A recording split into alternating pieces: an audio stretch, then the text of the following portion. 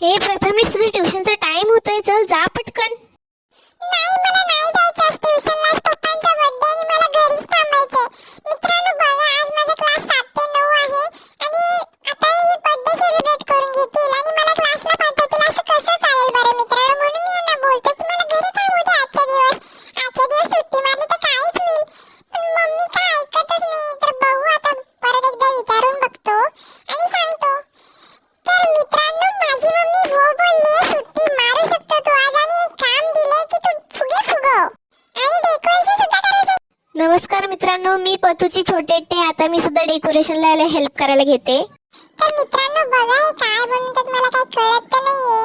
हे रेड कलरचा पण एक पीठ भिजून घेतलाय आणि हे दुसरा व्हाईट कलरचा सुद्धा डव भिजून घेतलाय. पण काही समजत नाही की बनवणार काय. ते रेड व्हाईट नक्की काय प्रकार आहे काही सांगत सुद्धा नाहीयेत मला. नुसत्यांचं कंटिन्युअसली काय ते बनवतात आणि आता या छोट्या छोट्या पोळ्या सुद्धा पुरी असे लाटून घेतलेल्या आहेत. वेगवेगळ्या कलरच्या 2 कलरचे आहे तिथे, पिंक आणि व्हाईट आहे. तर मित्रांनो, मी सारख्यांना विचारते मला सांगा की काय बनवणं चाललंय, पण मला कोणी काही सांगतच नाही. तर मी तुम्हाला परत हे एक दाखवते. बघा, हे काय गुलाबाची फुलं आहेत मित्रांनो. किती मस्त शेप आहे, यांना काय आकार दिलाय. आणि हे बघा मित्रांनो, हे सगळे बनवून झाले तर किती छान दिसतात आणि मध्ये छोटंसं एक गुलाबाचं फूल पण आहे.